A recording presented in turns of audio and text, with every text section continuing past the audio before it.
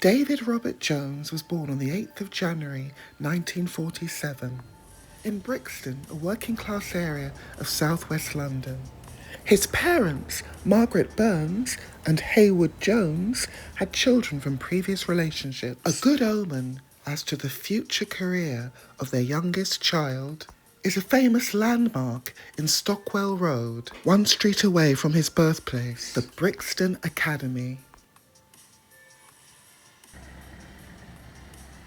Originally a cinema, it became a discotheque and then a concert hall, in which David Bowie would perform in 1991.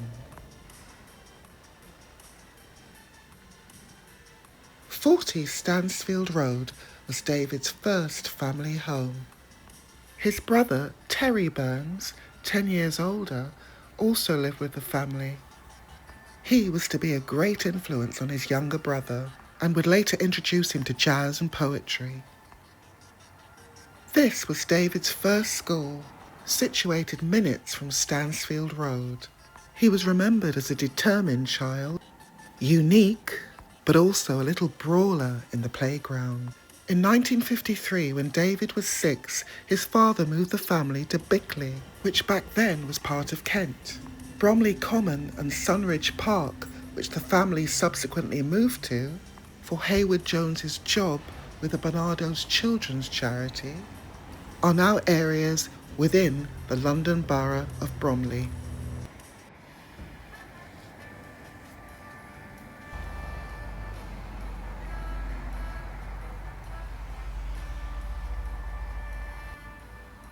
This green space leads us to David's final family home with his parents.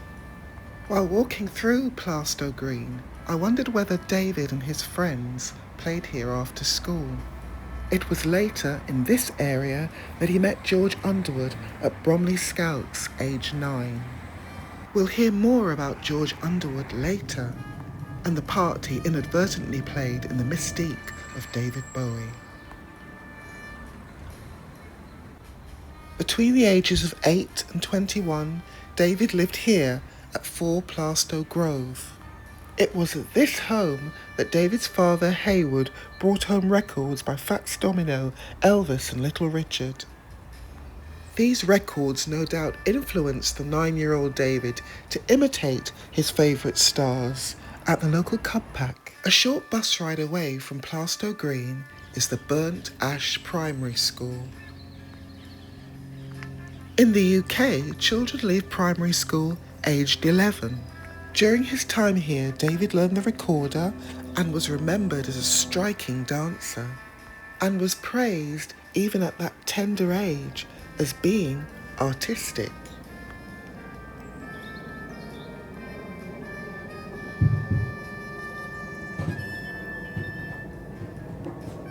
In September 1958, David moved with his friend George to Bromley Technical High School. During his time here, he took up the ukulele and the tea chest bass, also played skiffle with friends and started to play the piano. Haywood encouraged his son's artistic interests and took his young son up to London to see famous singers. David's distinctive different coloured eyes, one blue, one grey, came about because of a fight he had with his otherwise good friend George Underwood in 1962. George's fingernail scratched David's eye, permanently damaging the muscle that contracts the iris. Though the friendship endured well into adulthood, understandably George had guilty feelings for what had happened. He later said that David thanked him for giving him a unique look that set him apart from the pack. During that year at Bromley Technical High, David's interest in jazz and artists like Charlie Mingus and John Coltrane prompted his mother, Peggy, to buy him a saxophone.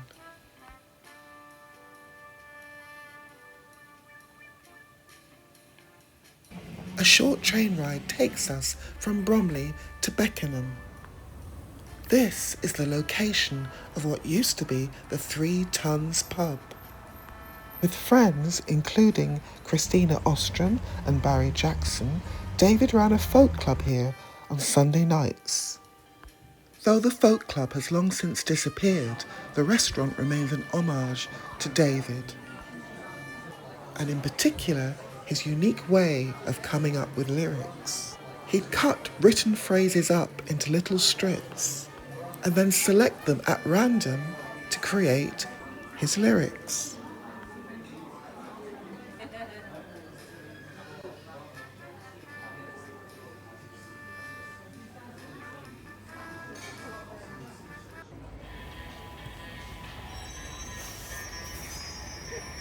But for those who wanted to make it big in England's music scene, there was only one place to be: central London, and in particular Denmark Street, which was known as Britain's Tin Pan Alley.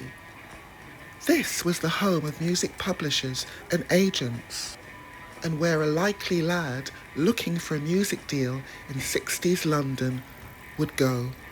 Number 9 was the location of the Gioconda Cafe, where David Mark Boland of the Small Faces would meet. The Rolling Stones recorded here at Regent Sound Studio. And over a decade later, the Sex Pistols lived upstairs at number 6 and recorded their demo tracks there. The pink neon light is above the door of number 7 Denmark Street.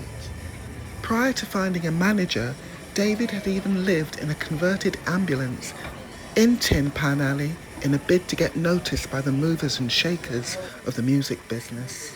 Inside number 7, David first met his great friend and future collaborator Mark Feld, who became the great Mark Boland. New to the business and waiting for their big break, they were told by their mutual manager, Leslie Conn, to paint his office at number 7.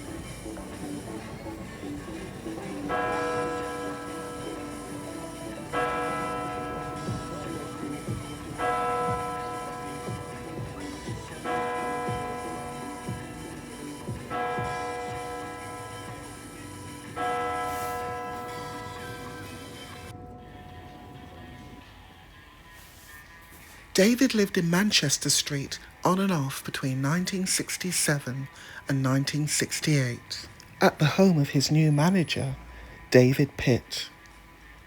During his time at this address, he often made visits to the Wallace collection at nearby Manchester Square.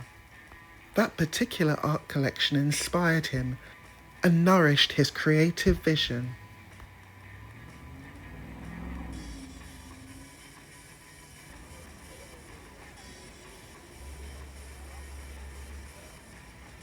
Off Wardour Street is St Anne's Court. This little street is home to the famous Trident Studios. As his name grew within the industry, David recorded his iconic album Space Oddity here in 1969. His Space Oddity single became extremely popular at this time, due to the BBC using it as its theme to its epic moon landing programmes. The song reached number 5 in the UK charts. Other iconic albums recorded at Trident followed: Hunky Dory, The Rise and Fall of Ziggy Stardust and the Spiders from Mars, and Aladdin Sane.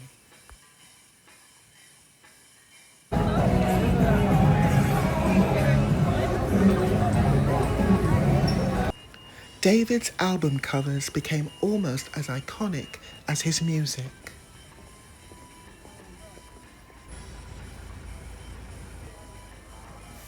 This is Heddon Street. It was here that the album cover for David's The Rise and Fall of Ziggy Stardust and the Spiders from Mars was shot.